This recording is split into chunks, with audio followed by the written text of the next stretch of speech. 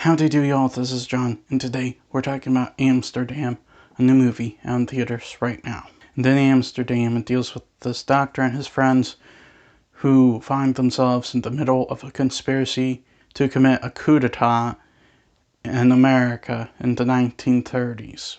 Okay, so getting into it, what I liked about the movie. First of all, I do like the three main leads, Christian Bale, John David Washington, and also Margot Robbie. I thought they had terrific chemistry with each other, and you can tell that these three are friends. Every time they get together, they act like friends, they talk like friends, and with their performances, you can buy them as a group of friends. And honestly, the effort they made to make this movie look like it takes place in 1930s America is pretty good. When you look at the sets, when you look at the costumes, when you look at the scenery, it all cries the stuff you've seen in pictures from the 1930s. They even go as far as deal with some of the issues that were prevalent in the 1930s, which honestly was the least necessary thing about it, but it's still in the movie.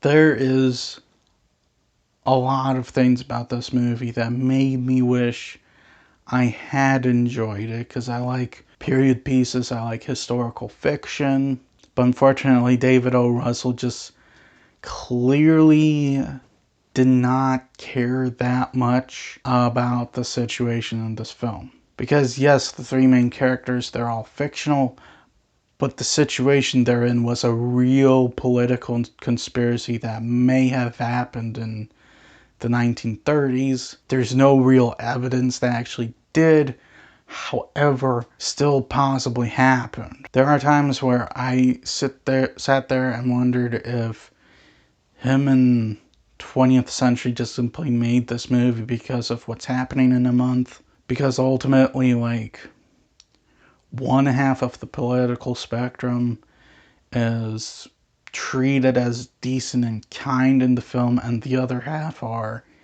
evil and hate democracy or something like that. When it comes to the people in the business plot in real life, they were very bipartisan. In the movie, they're all conservatives. And to make matters worse, the narrative is completely cliche. It's your typical kind of political thriller.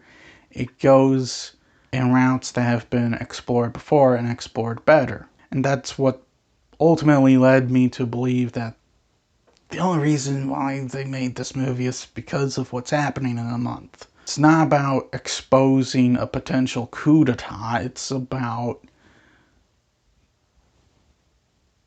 the election.